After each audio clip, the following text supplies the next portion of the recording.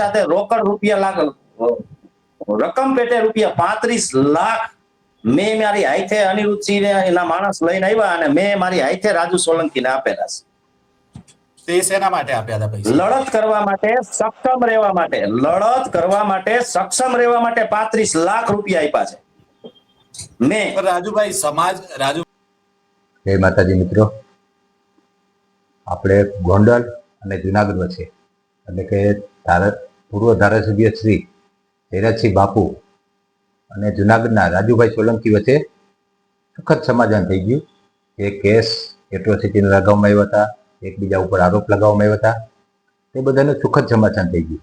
પરંતુ આ કેસ રાજુભાઈ સોલંકીને ખંભે બંદૂક રાખીને ફોડતા અમુક એમની જ્ઞાતિના હોય કે પછી કોઈ રાજનેતાઓ હોય, તેઓને કોઈ આ સમાધાન હજમ થતું નથી.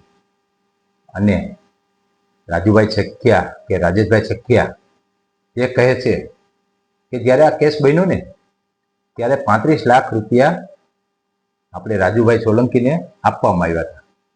પરંતુ રાજુભાઈ સોલંકી આ આક્ષેપને નકારે છે અને તેઓ કહે છે કે જ્યારે આ કેસ કરવામાં આવ્યો ને ત્યારે મને 2 કરોડની ઓફર હતી, તો તે ઓફર મેં નકારી દીધી હતી. તો આ 35 લાખ રૂપિયા હું કેવી રીતે લઉં? પરંતુ ભાઈ આ તો રાજનીતિ છે, આમાં શું સાચું અને શું ખોટું તે આપણને લોકોને તો બધાને અંદાજ હોય જ છે કે આમાં સાચું શું છે ખોટું શું છે.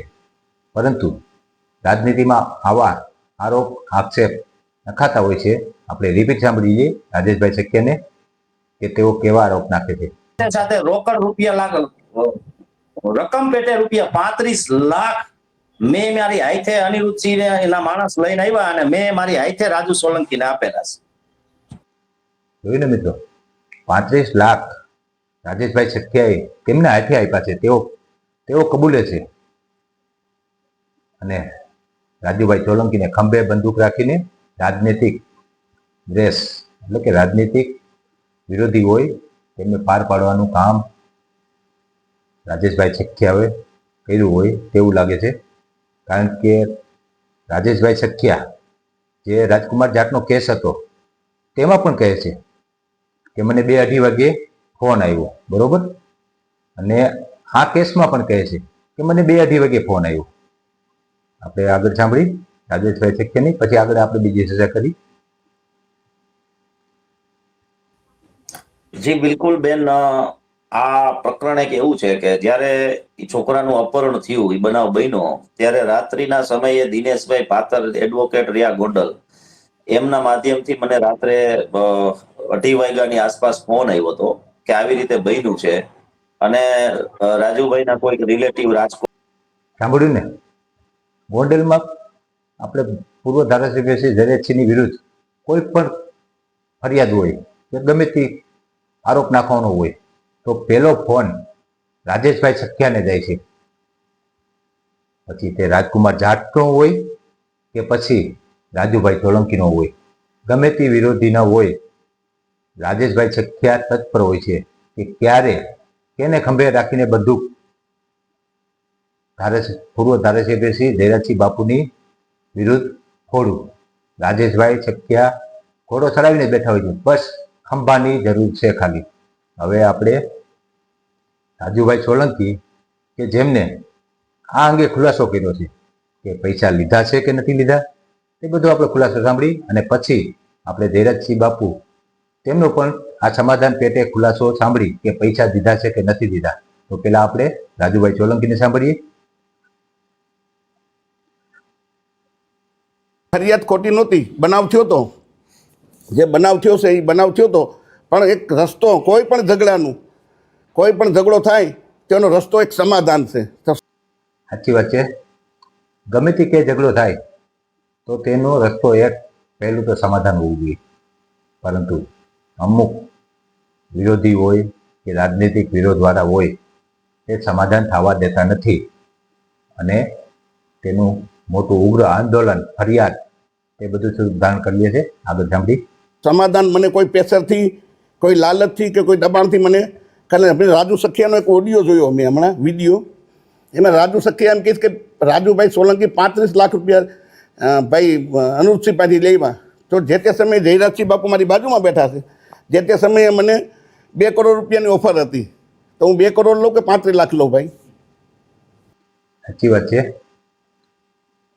તે સમાચાર આપણે સાંભળેલા છે, બરોબર, કે રાજુભાઈ સોલંકીને 2 કરોડની ઓફર મળી છે કેસ ન કરવા માટે. તે સાચા હોય કે ખોટા હોય તેની પુષ્ટિ આપણે નથી કરતા, પરંતુ જો કોઈ માણસને માની લો 2 કરોડની ઓફર મળતી હોય તો તે 35 લાખ કેવી રીતે લઈ શકે? અને આપણે રીબડા જૂથ અને ગોંડલ જૂથ વચ્ચે જો અમુક લોકો સમાધાન ન થવા દેતા હોય ને, તો એનું કારણ આ છે કે જયરાજસિંહ બાપુ વિરુદ્ધ બંદૂક ફોડવા માટે રીબડા જૂથનો ખંભો પણ તેમને જોઈશે અને રાજુભાઈ સોલંકીનો પણ ખંભો જોઈશે, કારણ કે તેઓને પોતપોતાની રાજનીતિ ચમકાવવાની હોય છે. તે માનવીઓ ઓમ ન પોગી શકે કે રાજનીતિક માનવીઓ શક્તિમાં ન પોગી શકે, તેથી ગમે તેનો ખંભો જોઈશે. તો આ રીબડા જૂથ અને ગોંડલ જૂથમાં પણ આવું જ છે કે અમુક લોકો રાજનીતિક ચમકાવવા માટે રીબડા જૂથના ખંભે પણ બંદૂક ફોડે છે અને રાજુભાઈ સોલંકીના ખંભે પણ બંદૂક ફોડે છે, અને તેથી જ રીબડા જૂથ અને ગોંડલ જૂથનું સમાધાન થતું નથી. આગળ પૈસા જ મારે જોતા હોય તો અનુપસિંહના 35 લાખ ના લો, જયરાજસિંહ બાપુના 2 કરોડ હું લઈ લઉં. આક્ષેપ કરવામાં આવ્યો છે કે મોટી રકમથી સમાજ 1 રૂપિયો લીધો નથી અને મારે પૈસાની જરૂર નથી ભાઈ. સમાજ વિરોધમાં ગયો છે, શું કહે? નહીં, સમાજ વિરોધમાં નથી. જે સમાજના આગેવાનો છે, જે 2-4 કહેવાતા જુનાગઢ જિલ્લાના, 2-4 કહેવાતા રાજકોટ જિલ્લાના, જેને બાઇક બટાઈ વાળા છે, હમણાં હું એને 1 લાખ રૂપિયા ગીચામાં નાખી દો એટલે અમારા રાજુ સોલંકી ભગવાન હમણાં મારા વખાણ કરવા માંડે. 2-3 દિવસથી રાજુભાઈ સોલંકીના સમાજના અમુક આગેવાનો રાજુભાઈ સોલંકીને હાથે ઉપર છે લઈ જાય છે કે તમે સમાજને પૂછ્યા વગર સમાધાન કેમ કર્યું? કોઈ આરોપ નાખે છે કે તમે પૈસા લઈને સમાધાન કર્યું. તો રાજુભાઈ સોલંકી એ જ કહેવા માંગે છે કે હમણાં 1 લાખ રૂપિયા દઈ દઉં, તેથી મારા વખાણ કરે. અમુક સમાજના આગેવાનો અમુક પૈસાના ભૂખ્યા હોય, રાજુભાઈ સોલંકીનું તેવું કહેવું છે. આગળ ભાઈ મને તમને ખબર છે કે ઘોઘાવદરમાં ભેગા થયા તો 15 જણાથી 16 જણા માણસ નહોતા, અને આજે તમે પાછળ જોઈ લો, સમાજના જ આગેવાનો છે જે બેઠા, એ પવિત્ર છે, નિષ્ઠાવાન છે, એ આગેવાનો અમારી સાથે છે.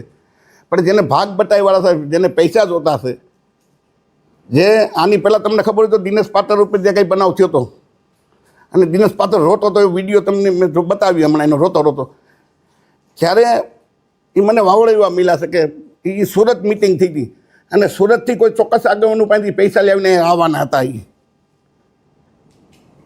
એટલે આવા એના ધંધા છે. સમાજને હાથ જોડીને વિનંતી છે કે આવા આગેવાનોની વાતોમાં ના આવતા, અને મારે પૂછવું જોઈએ સમાજને, પણ જ્યારે મને સમાજે મદદ કરી હોય તો મારે 100% પૂછવું જોઈએ. કોઈ સમાજના માણસ 1 કિલો તેલ મારે ઘેરે કે 1 કિલો બાજરો આપી ગયા હોય તો મને કહે કે અમે 1 કિલો બાજરો કે 10 રૂપિયા રાજુભાઈને ઘેરે કે એના પરિવારને મદદ કરી છે, તો મારે 100% પૂછવું જોઈએ. સાચી વાત છે રાજુભાઈ સોલંકીની, કે જ્યારે આપણે કોઈ વિરુદ્ધ એફઆઈઆર કરતા હોય કે આંદોલન કરતા હોય ત્યારે આગેવાનો અને અમુક રાજનેતાઓ આપણે ખંભે બંદૂક રાખીને ફોડતા હોય છે, પરંતુ જ્યારે આપણી ઉપર વીતતી હોય છે ત્યારે આપણા ઘરમાં દાણા છે કે લોટ છે કે તેલ છે કે નથી, કોઈ પૂછવા આવતું નથી. તેઓ ખાલી આપણે ખંભે બંદૂક રાખીને ફોડીને ચાલી જતા હોય છે. પછી માનવી રાજુભાઈ સોલંકી તે ઉપર તેની ઉપર કેસ થયો, અને ત્યારે તેમના ઘરની શું પરિસ્થિતિ છે, રાજુભાઈના કહેવા પ્રમાણે તેઓ કોઈ પૂછવા પણ નથી આવ્યા કે તમારા ઘરમાં ભાઈ કોઈ પૈસે ટકે ખાવાનું, તમે કમાવનાર જેલમાં આવી ગયા છો, તો શું કંઈ તંગી છે? રાજુભાઈ સોલંકીનું કેવું છે કે તેઓ કોઈ અમને પૂછવા નથી આવ્યા. તેથી સમાધાન પેટે રાજુભાઈ સોલંકીએ કોઈ સમાજને પૂછ્યું નથી કે કોઈ આગેવાનને પૂછ્યું નથી. હવે આપણે જયરાજસિંહ બાપુનું નિવેદન સાંભળીએ કે જે આ સમાધાન થયું તેમાં જયરાજસિંહ બાપુએ જે પૈસાનો આરોપ આવે છે કે જયરાજસિંહ બાપુએ રાજુ સોલંકીને પૈસા અમુક આપી દીધા, તે ખુલાસો બધો આપણે જયરાજસિંહ બાપુના મુખ્યત્વે સાંભળ્યું.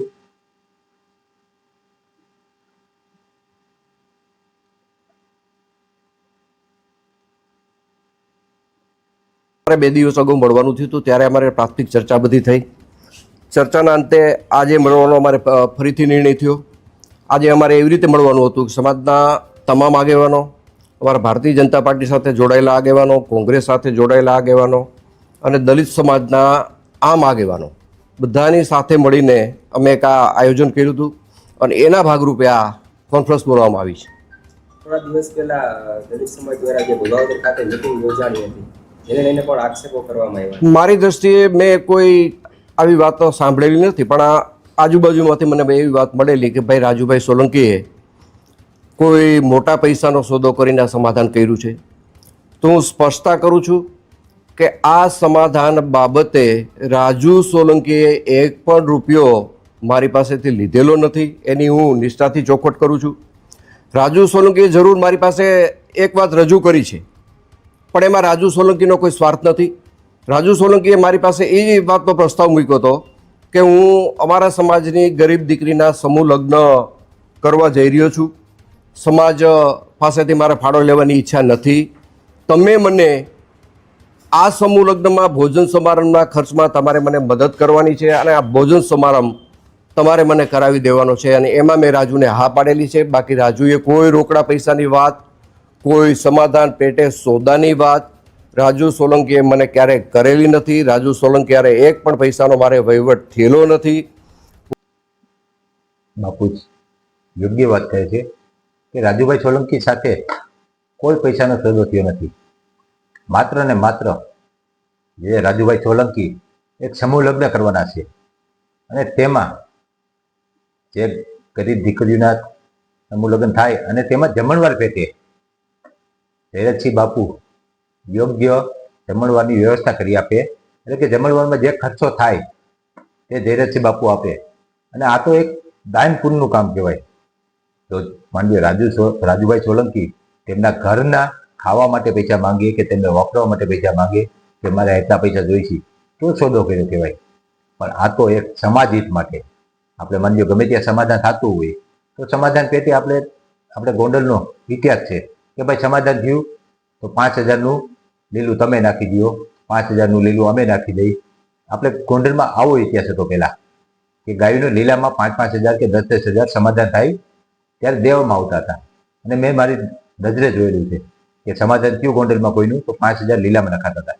પરંતુ રાજુભાઈ સોલંકીએ તકનો લાભ લીધો.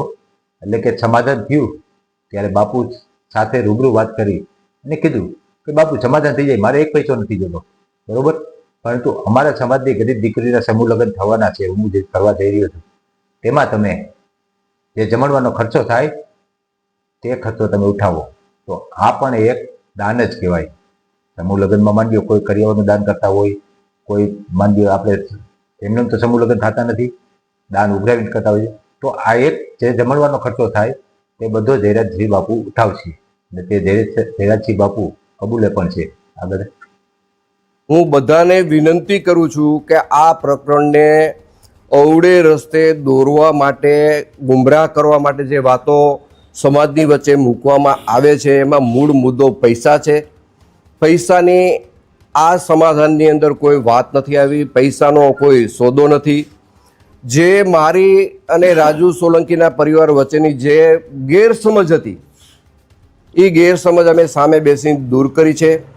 મારે આ પ્રકરણમાં વધારે એવું કહેવું છે કે સમગ્ર પ્રકરણ જ્યારે બન્યું ત્યારે સામાન્ય ઉગ્ર બોલાચાલીનો મામલો હતો.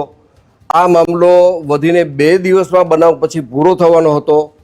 પણ રીબડા અનિરુદ્ધે આખા પ્રકરણને ગેરમાર્ગે દોરવા માટે રાજુ સોલંકીને કાંઈ કીધું, સમાધાનનું કાંઈ આમ વાત કરી, આ તે વાત કરી, પૂરેપૂરા સમાજને ગુમરાહ કરવામાં જો મુખ્ય ફાળો કોઈનો હોય તો રીબડા અનિરુદ્ધનો રહ્યો છે. રાજુ સાથે બેઠા પછી મને ઘણી વાતની ખબર પડી કે આ પ્રકરણમાં રાજુ કંઈ દોષિત છે જ નહીં. અને આ પ્રકરણને અવળો રસ્તો ચીંધાડવા માટે, આખી વાતને ગુમરાહ કરવા માટે અને પ્રકરણને આખું ડાયવર્ટ કરવા માટે માત્ર ને માત્ર જો આમાં કોઈનો હિસ્સો હોય તો આ પ્રકરણને ગેરમાર્ગે દોરવામાં રીબડા અનિરુદ્ધનો હિસ્સો છે. રાજુ સોલંકીએ ક્યારેય પૈસાની વાત કરી નથી. રાજુ સોલંકીના પુત્ર જે મારી બાજુમાં બેઠો છે સંજય, એમને કોર્ટ સમક્ષ જે કાંઈ બનાવની હકીકત હતી એ હકીકત કોર્ટ સમક્ષ એને રજૂ કરી દીધી છે. વાત હવે પછીના કેસની છે. તમારા કેસની રીતે પણ સમાધાન થઈ ગયું છે, કાયદાની રીતે પણ સમાધાન થઈ ગયું છે અને મૌખિક અમે બેઠા પછી એક પારિવારિક ભાવનાથી અમારી વચ્ચે આ સુખદ અંત આવ્યો છે. આ વસ્તુને કોઈ અવળે રસ્તે ન દોરે, કોઈ જુદી રીતે ન જોવે. રાજુ સોલંકી પણ ભોગ બનીને આવ્યો છે, ત્યારે એને કોઈએ કાંઈ કરી દીધું નથી. અનિરુદ્ધે માત્ર ને માત્ર વાતું કરી છે. અનિરુદ્ધ તરફથી રાજુ જેલમાં ગયા પછી કોઈ જાતનો સહકાર મળેલો નથી. રાજુની હાજરીમાં હું કહું છું. જય ભીમ, નમો બુદ્ધાય. હું રાજુ સોલંકી આજથી 2 વર્ષ પહેલાં જે ગણેશ ગોંડલ અને સંજુ સોલંકીનો જે ઝઘડો હતો, એ ઝઘડામાં મેં 12 કલાક મથામણ કરી અને એફઆઈઆર દાખલ કરાવી. ત્યારે એક પણ સમાજનો આગેવાન મારી સાથે નહોતો. એફઆઈઆર લઈ ગયા પછી સંપૂર્ણ રીતે સામૂહિક આત્મહત્યાનું મેં અલ્ટિમેટમ આપેલ કે ગણેશ ગોંડલની ધરપકડ ના થાય તો અમે આખો પરિવાર આત્મહત્યા કરશું. એ આત્મહત્યાના સામૂહિક આત્મહત્યાના પ્રેશરમાં આવી સરકારશ્રીએ ગણેશ ગોંડલની ધરપકડ કરી. ત્યાર પછી હું રાજકોટ આવેલો. મારી બીપીની દવા ચાલુ છે. દવા લેવા આવેલો. મને અમારા એક આગેવાનનું જે દેવદાનભાઈ મુસળિયા છે, એમનો મને ફોન આવેલો કે મને અનુજસિંહ બાપુનો ફોન આવેલો છે. અને સાંભળીને મિત્રો, ધીરજસિંહ બાપુએ પણ અનુજસિંહ બાપુનું નામ લીધું અને રાજુભાઈ સોલંકીએ પણ લીધું.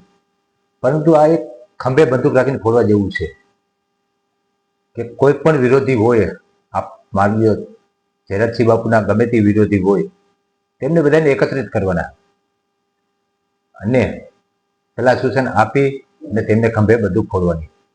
આમાં બીજું કાંઈ નથી.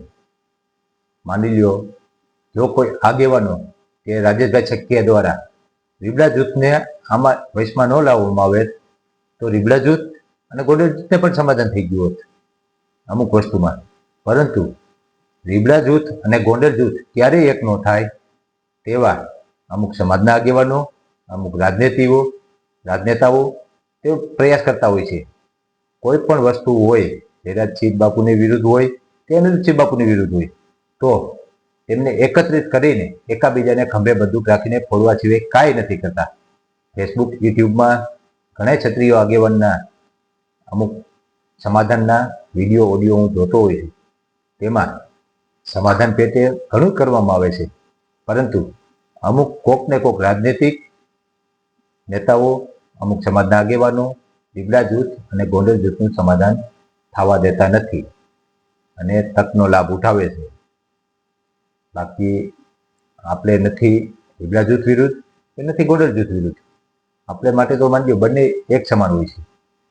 પરંતુ અમુક નેતાઓ ઘડીક ધીરજસિંહ બાપુને ખભે બંદૂક ફોડે, ઘડીક અનિરુદ્ધસિંહ બાપુને ખભે બંદૂક ફોડે અને આવી રીતે કોઈ રાજુભાઈ સોલંકી જેવા કોઈ હોય તો તેમને ખંભે બંદૂક ફોડે. પછી તે રાજકુમાર જાટ ગ્રુપના પિતાશ્રી હોય તેમને ખંભે બંદૂક ફોડે. આ ખાલી રાજનેતાઓને એકબીજાના ખંભે બંદૂક ફોડવાની છે અને જે આ ક્ષત્રિય સમાજ એક થાય તે એક થવા નથી દેવાના હોતા. તેથી તકરાર કોઈ પણ રીતે થાય તેની હંમેશા કોશિશ કરતા હોય છે. બાકી એમાં બીજું કાંઈ હોતું નથી. જય માતાજી.